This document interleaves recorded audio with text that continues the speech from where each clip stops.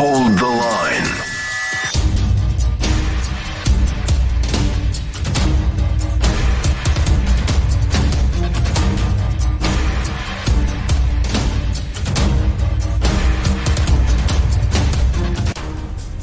One last battle to hold the line against the night. The line must be drawn here. This far, no farther. Hold the line. No one gets through, no matter what. Sir, what are your orders? There's only one order, Lieutenant.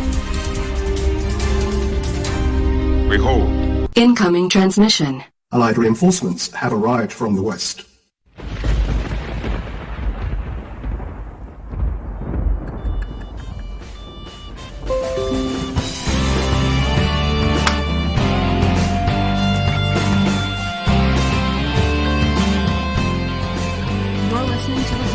On MoJo 50 Radio.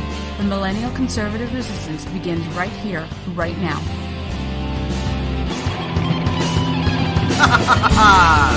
Ladies and gentlemen, boys and girls, children of all ages, the new Millennial Conservative Resistance does indeed begin right here, right now with you. You are listening to, and hopefully watching, on MoJo 50 TV, I might add, the HoloNet on the mighty MoJo 50. It is Saturday, the 1st of June, year of our Lord 2019. You know what I just did? I just got back from watching Godzilla with Mrs. Holloway. And I do have to admit, was it a schlocky, monster, just knockdown, drag out battle? Yes. And it kind of kicked ass. I really have to say, I walked out of that movie theater with a good feeling, ready to go. And if you guys haven't heard it yet, I'm not going to play it because I will get copyright popped in like 3 seconds by Warner, Water Tower Music. But if you haven't heard the new remix of Go Go Godzilla with the vocals of Serge Tankian of System of a Down fame and composed by Bear McCreary, you need to check it out. Because that is like good hitting the heavy bag music. I mean, if you work out, if you lift, bro, because I don't, I've got like the dad bod going. But if you lift, you need to lift to that, because that, ooh, man, you feel like you could punch out Godzilla after you listen to that song. It's got that kind of energy to it, and that's the kind of energy I want to bring today to this rather interesting series of events. I've got the picture-in-picture back up. It seems like I got my technological act together. So I'm going to kind of throw that real quick into a half screen and screen here, just so you can see what I'm looking at, while also admiring my pretty face, at least, in a small portion of the screen. I had to move over for it. But, no, it's not a joke. Former Secretary of State Hillary Rodham Clinton, former Democratic candidate for president.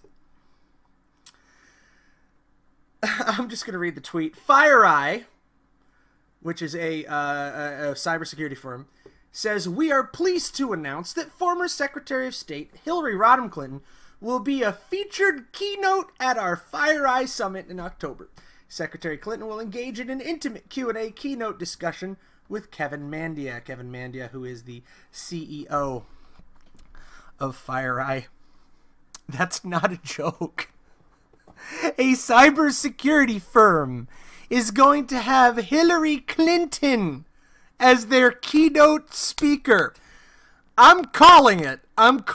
This makes Gillette look like princes among men when it comes to PR brilliance. Their genius is unparalleled compared to this. This could be the most ridiculous PR failure in the recorded history of the tech industry, and Twitter is responding accordingly. This post has been ratioed hard. If you don't know what ratioing means, ratio is where your likes versus your comments, typically negative comments, or in YouTube videos, thumbs down, are way out of whack.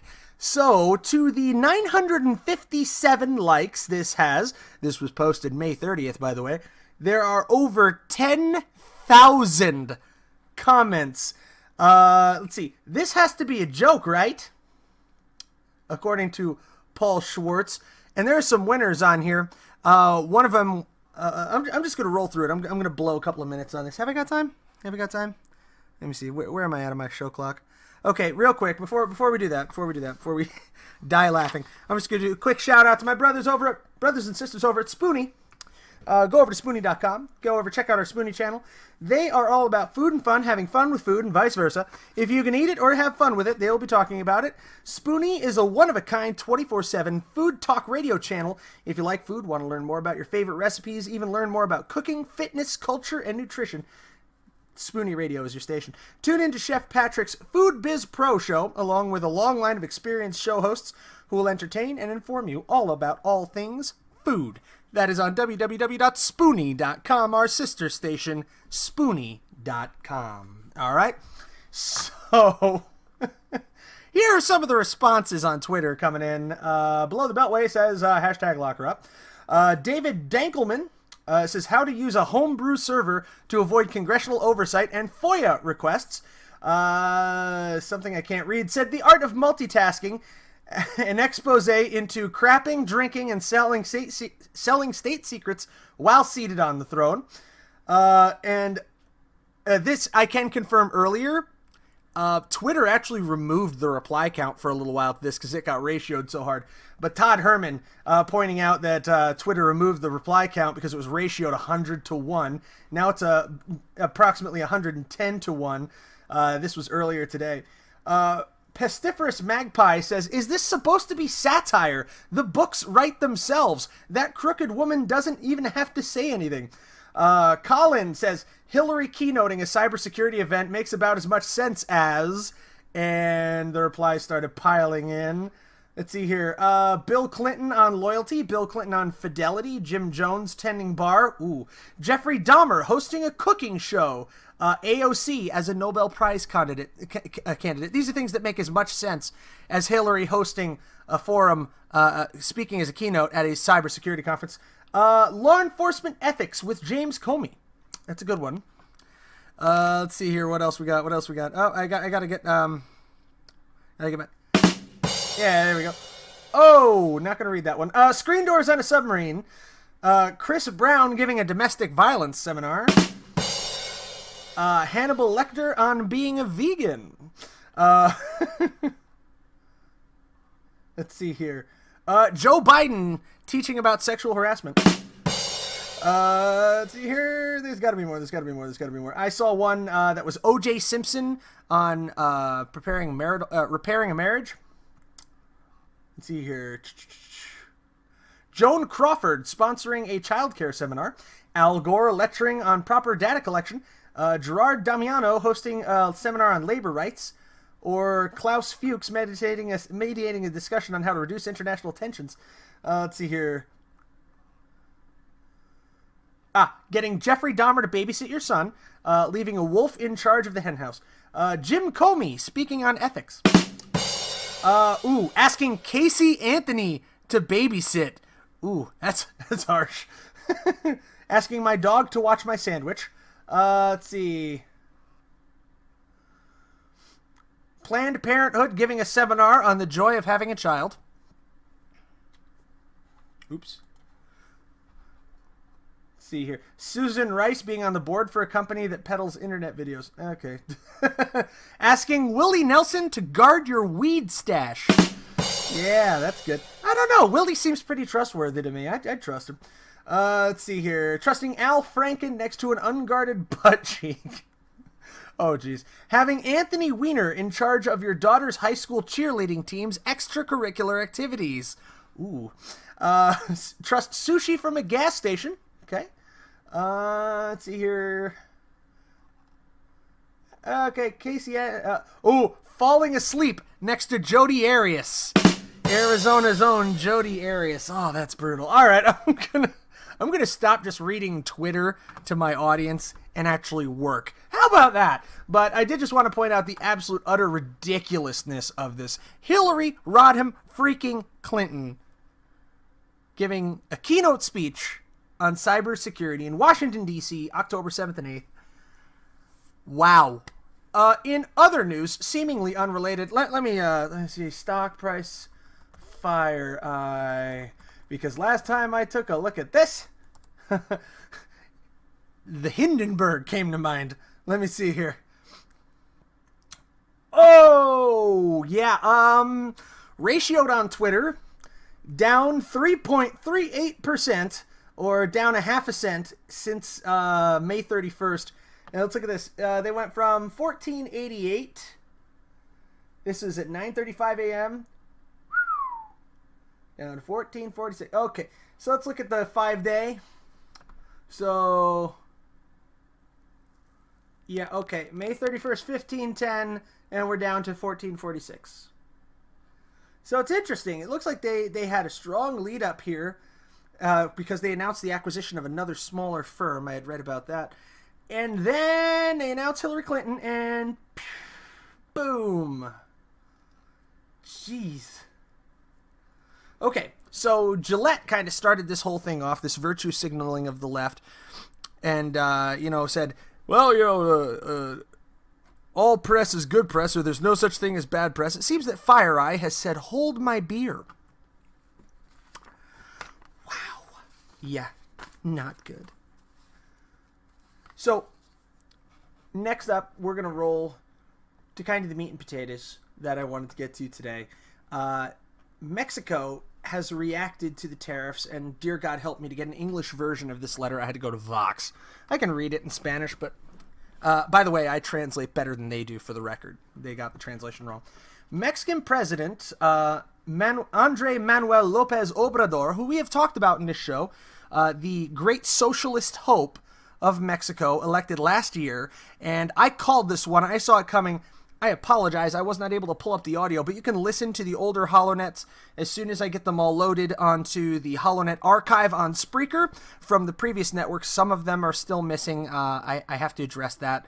Unfortunately, I'm going to have to dig through my own files and restore them all, so bear with. When this guy got elected, I said he was going to be trouble. I said this guy is going to be trouble. He's going to push back hard on the United States, and he is going to work proactively toward the Reconquista and the concept of Aztlan and all of these end goal programs to completely expunge the southern border, to remove it in its entirety, to not just violate American sovereignty, but to stamp it out completely, because this man believes that it is a human right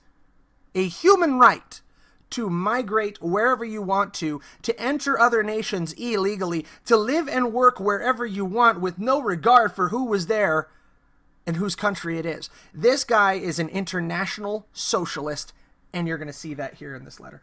I'm not going to read the screed that Vox put up on here, but I will read the letter, and, I thank them for the convenience of the translation. So here is what President Manuel... what is it? What's his full name again? Andrés Manuel López Obrador had to say. He writes, Dear President Trump, I've learned about your latest position regarding Mexico. First of all, I want to express that I do not want a confrontation. For the record, damn right you don't want a confrontation. We'll clean your clock. When facing a conflict in our relationship, no matter how serious, they say the cities, this actually means peoples, the word they used is pueblas. The peoples and nations we represent deserve that we turn to dialogue and act with caution and responsibility. Now, I want you to listen to this, and I think you're going to take away the same thing that I did. I read in this condescension and veiled threat in this letter. He goes on to say, Mexico's best president, Benito Juárez, maintained an excellent relationship with his Republican counterpart, Abraham Lincoln. Later on, during the oil expropriation, he goes on to explain, when Mexico kicked out the foreign oil companies, allow me to elaborate, when Mexico kicked out American oil companies, seized our assets illegally, okay, stole from American oil companies, and kicked them out of the country, Democratic President Franklin D. Roosevelt understood the profound reasons that led Patriot President Lázaro Cárdenas to act in favor of our sovereignty. Yes, you know why Democratic President Franklin D. Roosevelt understood that? Because he was doing the same damn thing under the World War II economy. He had seized control of the vast majority of the United States economy through the public works. I digress. Indeed, President Roosevelt was a titan of liberty. Before anyone else, he proclaimed the 4 fundamental human rights. Listen to this. The right to speak freely, freedom of speech, okay, I'm on board. The right to practice religion freely, that's in the Constitution too, I'm there.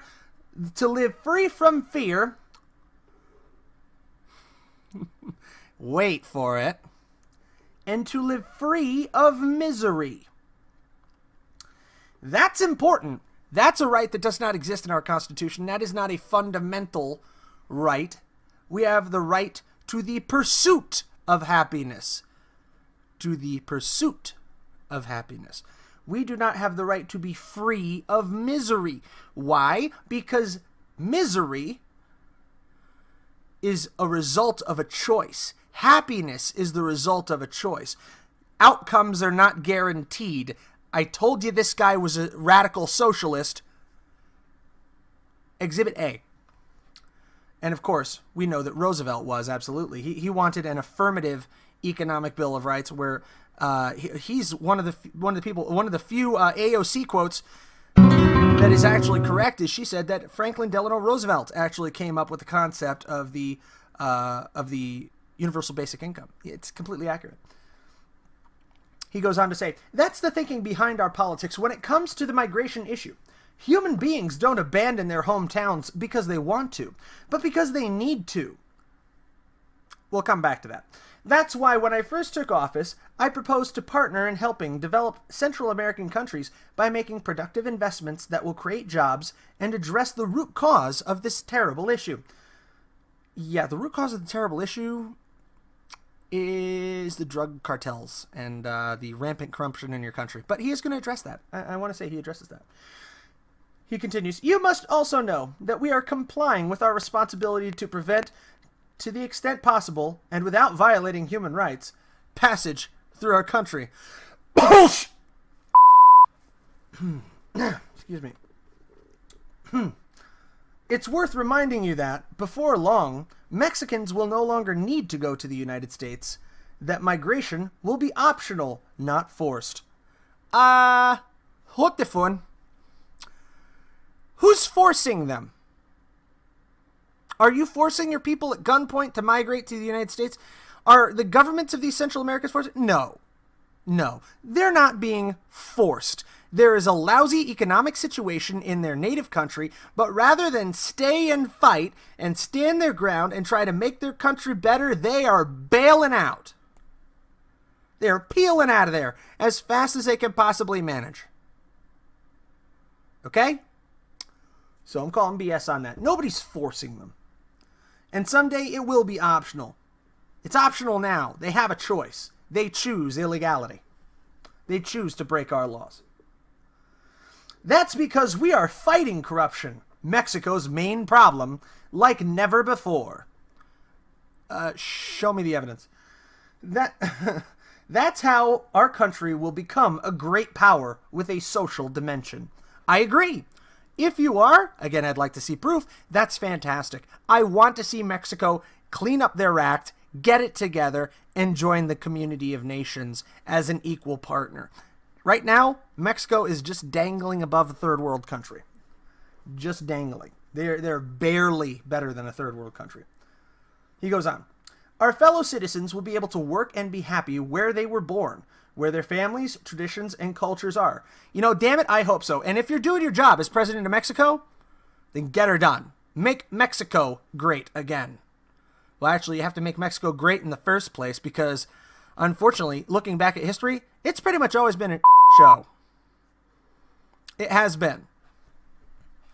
President Trump. Now, here comes the condensation.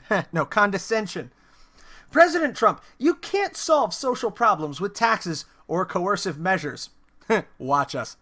How does one transform overnight the country of fellowship with immigrants from around the world into a ghetto, a closed-off space that stigmatizes, mistreats, chases, expels, and cancels legal rights to those who are seeking with effort and hard work to live free of misery? All right, here's where we start having some big friggin' problems. Number one, President Obrador, with all due respect, and that isn't very bloody much because you don't run my damn country. Who the hell do you think you are to call the United States a ghetto. Who the hell do you think you are? And you've gone beyond speaking to our president as an equal, which I got news for you. Based on the geopolitical power ranking, it is not the case. You are now talking down to the president of the United States and by extension to the people of the United States. So you better mind your friggin' P's and Q's. Furthermore, saying we are a closed-off space that stigmatizes, mistreats, chases, expels, and cancels legal rights. Hold up!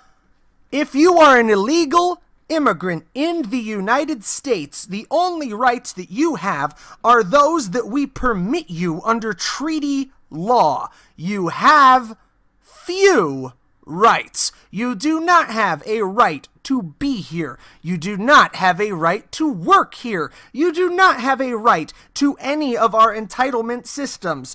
Under treaty law, you have the right to not be killed. You have the right to be kept safe. You have the right to be sent packing to your country where you originated from. That is the extent of your rights as dictated by treaty law. Not under the Constitutional Bill of Rights. You know, you don't get Mirandized. You know, you don't have to. No, folks, the Constitution of the United States applies to the people of the United States, not people who broke in illegally to the United States. It is not a challenge to our sovereignty. The Statue of Liberty isn't an empty symbol. No, it isn't. No, it isn't. It says, bring me your tired, your poor, your huddled masses yearning to breathe free. I hold up my lantern beside the golden door. Well, your people aren't going through the golden door, genius. Your people are climbing fences, tunneling under, and swimming through a polluted river in order to get here. The golden door is the door of the embassy, where you fill out the appropriate forms, you wait your turn, and you come to this country legally. At that point, my friend, you are a legal immigrant, and I welcome you with open arms and brotherhood. With all due respect, while you have the sovereign right to say it, he continues, the slogan, America First, is a fallacy. Because until the end of times and above national borders, universal justice and brotherhood will prevail. Hold on, I've got a clip for that. It's important. Let's see. He says, universal justice and brotherhood will prevail. You know, there was another group of people who talked about universal justice and brotherhood. If I recall, it was something along the lines of Workers of the World Unite. Yeah, I think it was, wasn't it? Let's see here. Let's see, have I got that? Ah, here it is. Let me read that properly now. With all due respect, while you have the sovereign right to say it, the slogan America First is a fallacy. Because until the end of times, and above national borders, universal justice and brotherhood will prevail, comrades. Do svidaniya. Yeah, really. He goes on to say, more specifically, my fellow president, I propose that we deepen our dialogue to find alternative solutions to the root cause of the migration problem, and please remember that I don't lack courage, that I am not a coward or timid, but that I act based on principles. I believe that politics, among other things, was invented to avoid confrontation and war. I do not believe in the Italian law in a tooth for a tooth or an eye for an eye, because if we go there, we'll all end up toothless and blind in one eye. I believe that people of the state, and even more so as people of the nation, we are obligated to find peaceful solutions to our disputes, and always practice the beautiful idea of nonviolence. Lastly, I propose that you instruct your staff, if it's not an inconvenience, to meet with representatives of our government, led by Mexico's Secretary of Foreign Relations, who are heading to Washington tomorrow, so we can find a solution that benefits both of our nations. Nothing by force, everything with reason, and by the rule of law. Your friend, Andrés Manuel López Obrador, President of the Republic of Mexico. My analysis when we come back. You're listening to HoloNet on the mighty MoJo 50.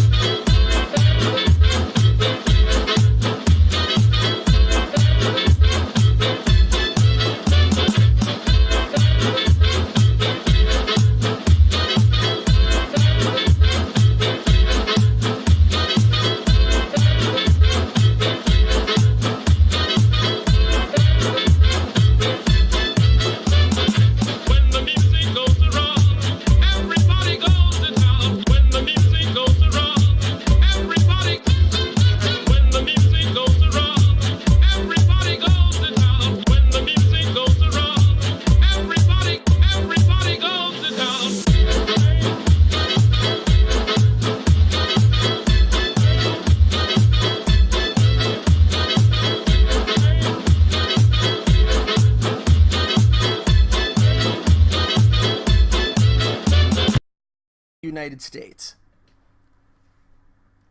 It is dangerous that this gentleman is in charge of our southern border because Congress refuses to act. López Obrador has every intention of continuing to allow his people and the people of South America to cross into the United States illegally. He has no intention of putting up any real fight against this. So the question is, at your home, are you well equipped to defend yourself? What I would recommend doing, check out the gun box. You can check out the gun box on MoJo50.com. They're also on gunbox.com. You can use MoJo50 at checkout for 10% off of orders over $159. The Gun Box 2.0 is really cool. It's an ultimate, quick, and accessible handgun safe, ideal for securing your firearm when you're not carrying it on your person. It's a cutting-edge technology with innovative safety features to provide peace of mind while storing your handgun on a nightstand, a desk, a countertop, or anywhere you might need fast access.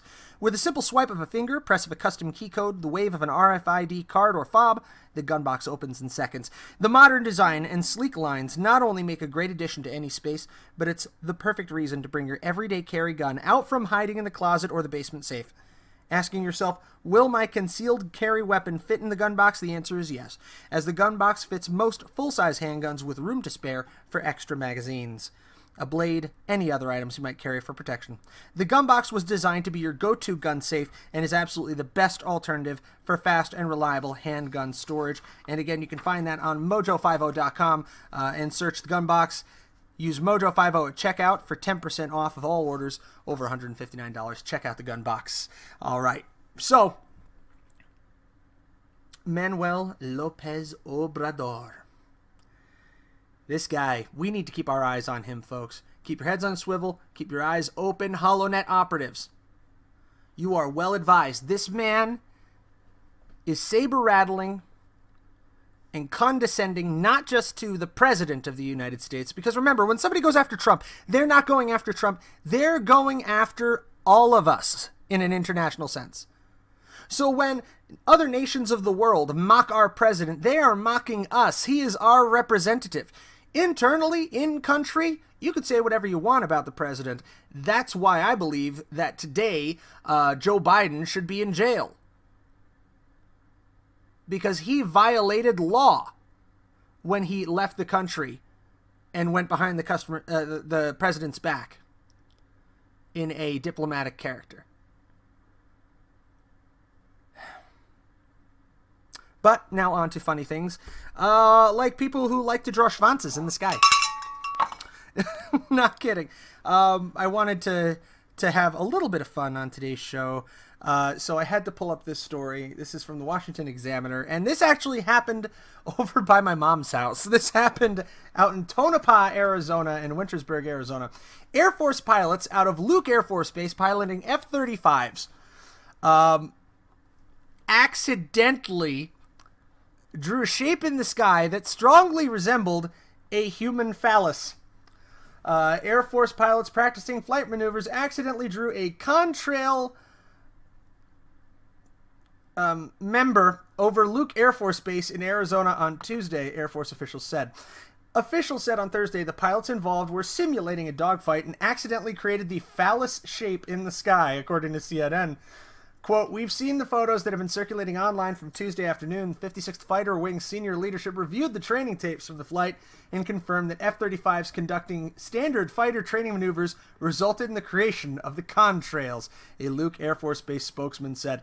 There was no nefarious or inappropriate behavior during the training flight, the spokesperson also said. Fox 10 in Phoenix first reported the incident Tuesday after a viewer sent in photos of the sky schwanz. So the guy said, okay, so I just saw a picture and yeah, I can totally see how that could have been unintentional, you guys. In 2018, a Marine Corps flight over a Marine Corps plane drew in contrails images of genitalia over California. Marine Corps leadership initiated an investigation and disciplined the flight crew for making the phallus shape in the sky. This was also later the subject of a naval inquiry. I'm trying to get to that, but my browser's screwing up a little bit. But yeah, 2017, 2 Navy pilots actually got busted for doing the same thing. So this seems to be a bit of a rite of passage in the air. So I don't know. I don't think this was an accident, and I think the reports must have sounded a little bit like this.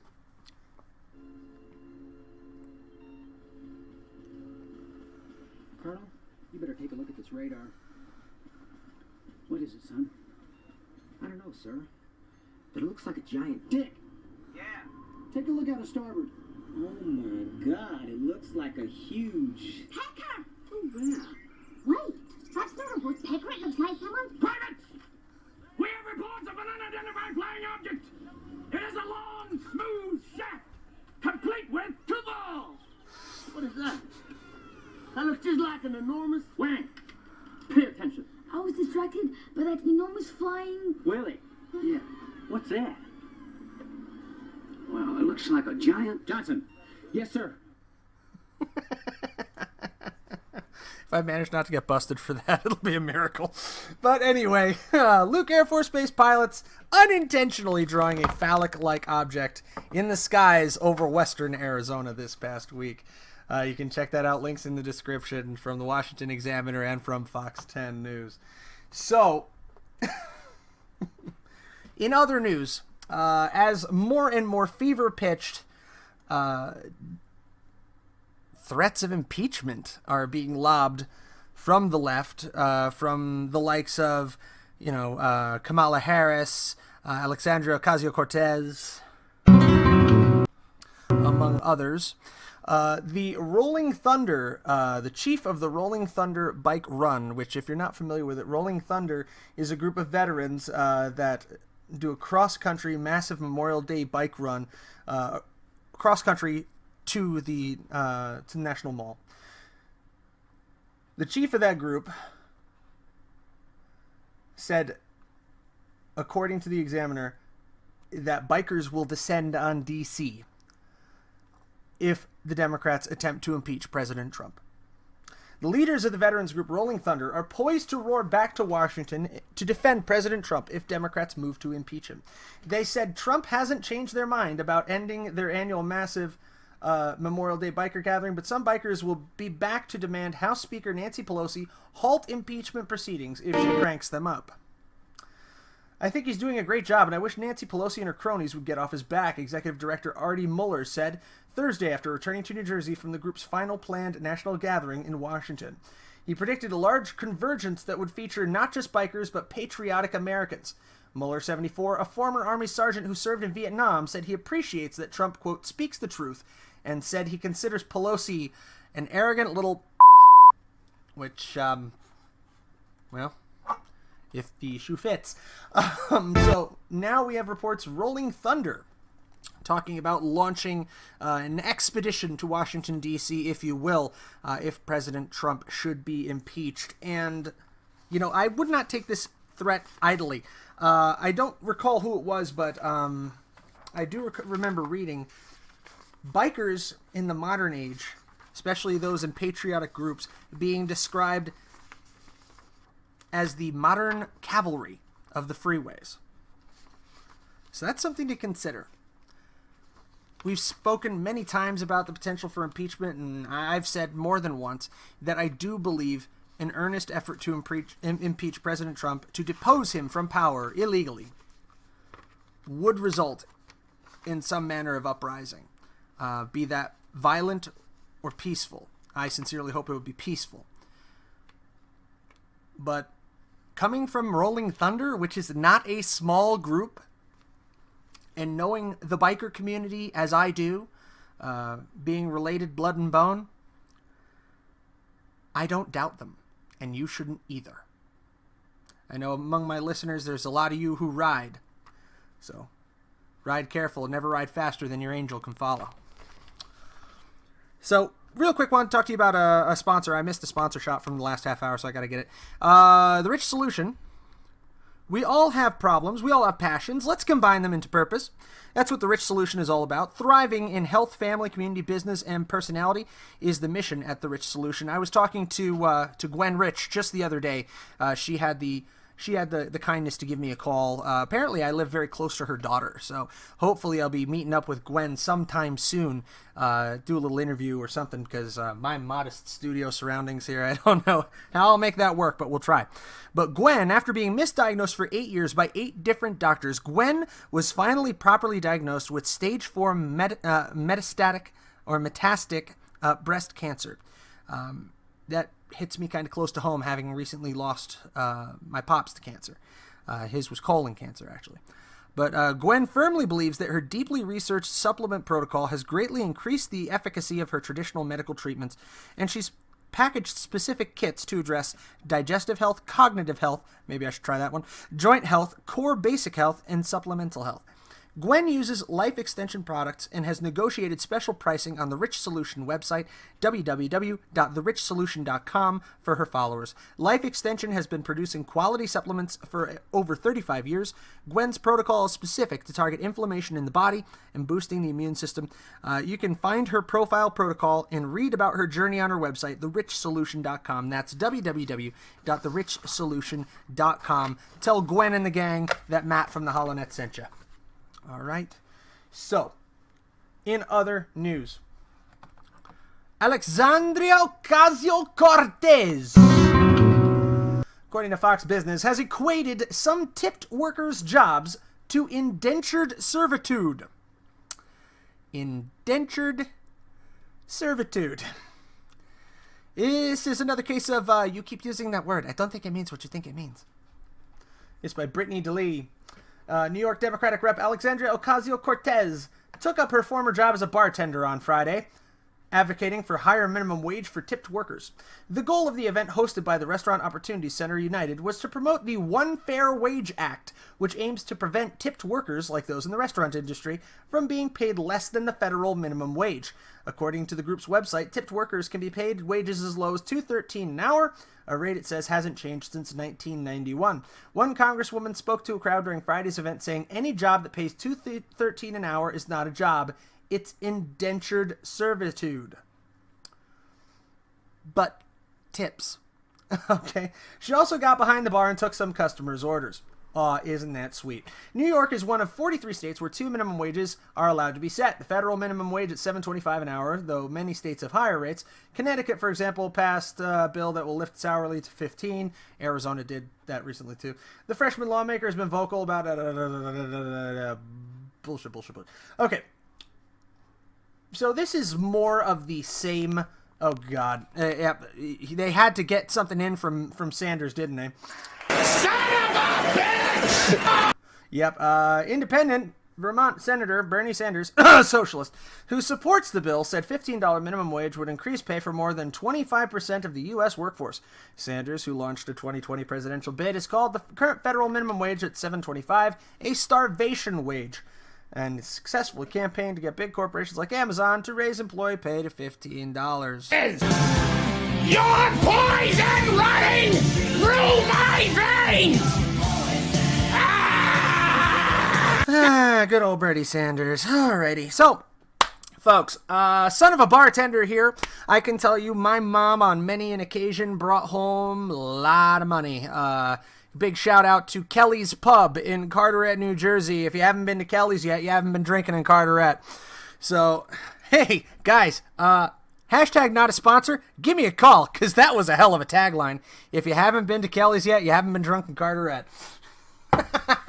Damn, I'm good. Anyway, so my mom was a bartender for the majority of my childhood growing up, so I have a pretty good idea of what you bring in, what you don't bring in, and, you know, she did pretty well for herself. My mom worked 3 jobs when I was growing up just to make ends meet, because New Jersey is an absolute storm when it comes to cost of living. That's one of the big reasons why we moved out to Arizona. My mom had to work 3 jobs just to keep us afloat. She worked for the local housing authority. She had a federal job. Well, I guess it's a municipal job. Not really sure.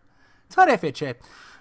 She tended bar, and she hung drywall, for God's sake. Shout out to all the single moms out there, because my mom is a warrior, man. She was a trooper, and still is to this day. But I have a good idea of what bartenders bring home. And, you know, if you're a good bartender, and you take care of your barbacks, and you take care of your waiters and waitresses, you do all right. You know, you're not going to get rich, but you do all right. And in bartending, in waitressing, waitering, you know, serving just in general, it's all about the tips. It's pure meritocracy. It's meritocracy in its purest form. You suck, you're not going to get tips. You're crotchety, you're not going to get tips. It's emotional labor, I believe, is the phrase that they used when they were talking about stewardesses and flight crews, where, you know, you have that, I think they called it a Delta smile or a Pan Am smile, where you can tell because the lips move but the eyes don't, where it's a fake pasted on smile. It's hard work. It's really hard work. But the bars that pay the best get the best bartenders. Minimum wage is a bludgeon It's more of the government dictating to the free market what you should be paid. Now, is $2.32 a good wage? I'm not going to stand here and defend that. I'm not going to die on that hill.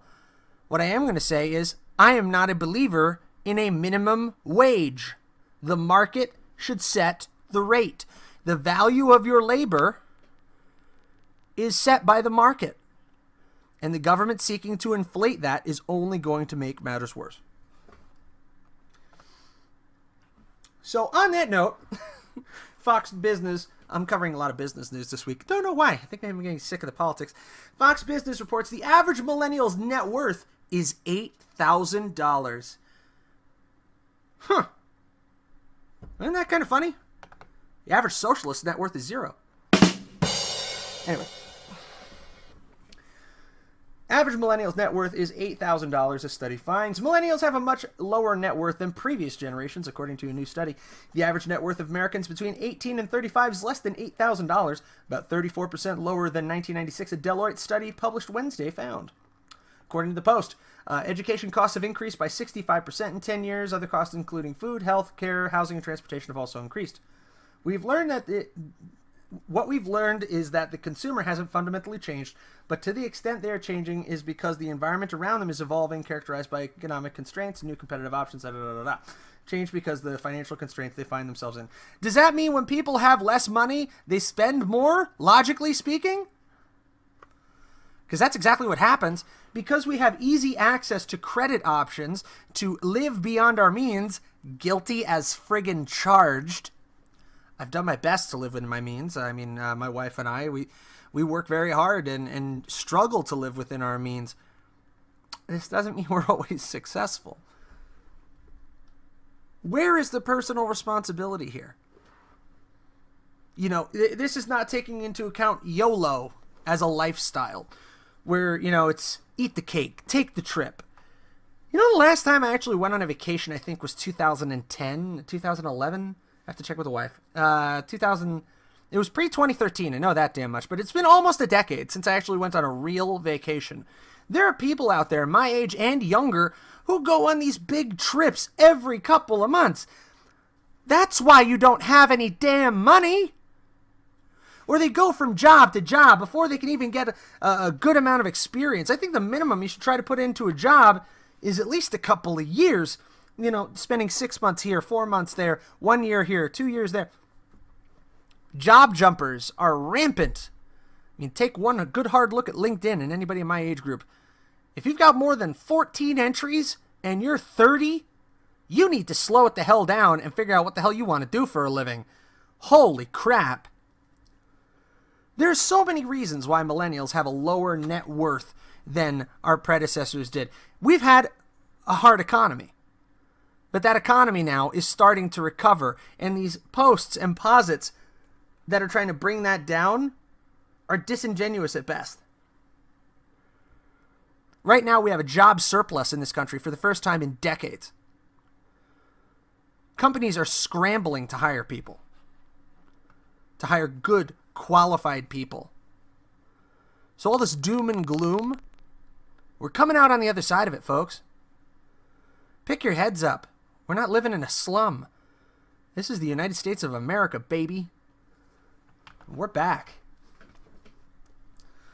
So one thing I wanted to hit before we bring this episode to a close is the National Popular Vote Interstate Compact. Now, I've done a couple of shows on this, but not since I came to MoJo. These are all, again, in the HoloNet archives. If you want to check those out, I'll put a link down in the description here, but it's on Spreaker. You can find it.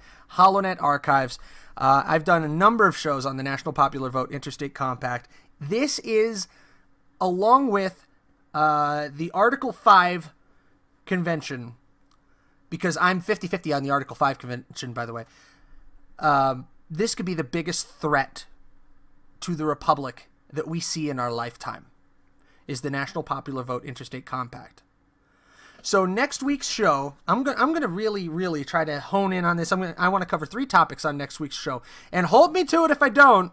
You know, get at me in the comments if I don't make good on this promise, because I've changed my mind before midweek.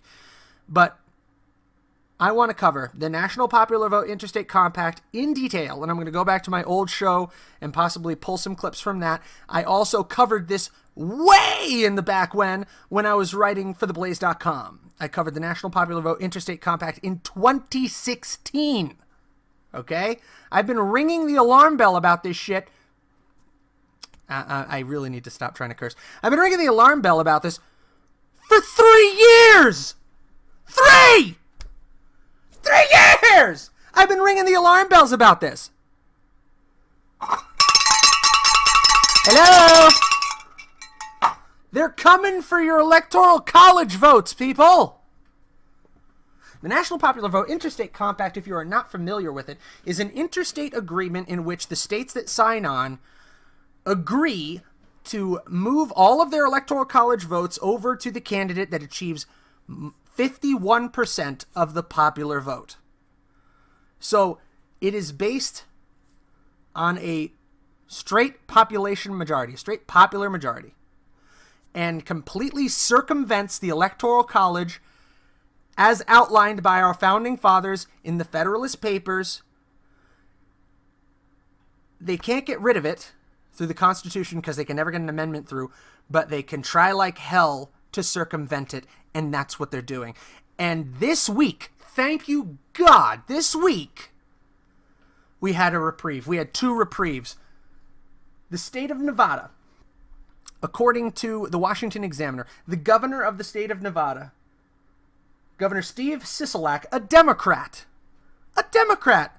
who actually got one right, even a busted watch is right twice a day, he rejected it. He vetoed the bill, the National Popular Vote Interstate Compact.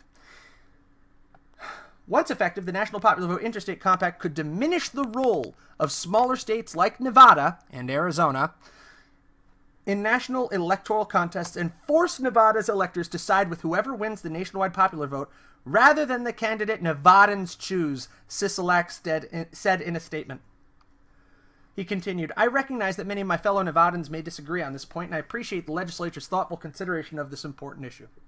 According to the story, District of Columbia and 14 other states have joined the National Popular Vote Interstate Compact, totaling in 189 electoral votes. In order for the coalition to become valid, it must accrue a total of 270 electoral votes.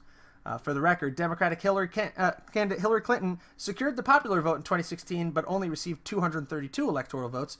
She was 74 electoral votes behind President Trump. President George W. Bush also won the 2000 presidential election, even though he didn't win the popular vote. So what this tells us is that we would have had President Al Gore and President Hillary Rodham Clinton if the National Popular Vote Interstate Compact had been in effect during either of these elections. We cannot allow this to happen, jackholes. I am calling on Jackhole Nation. I am calling on HoloNet operatives. I am calling on defenders. I am calling on every fan base that we have. The time is now to activate. Contact your legislators. This is one to watch. This is one where we can move the needle as a movement and make it known that the National Popular Vote Interstate Compact is poison to the Republic. In other news, and I'm running out of time, but I'll hit it real quick, Maine's House of Representatives also rejected the National Popular Vote Interstate Compact this past week.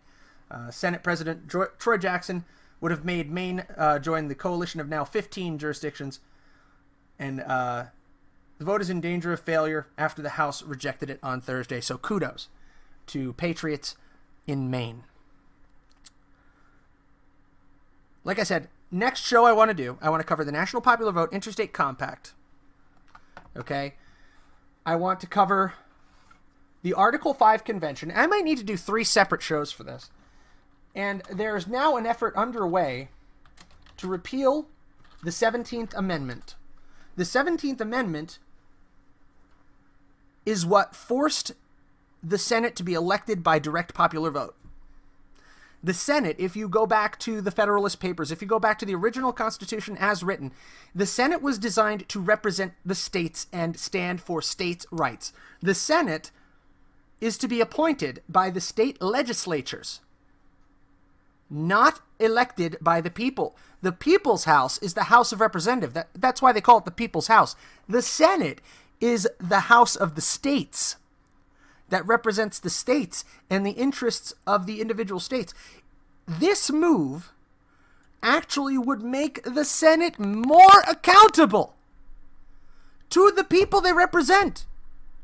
Because as of now, the states don't have the power to yank back a senator.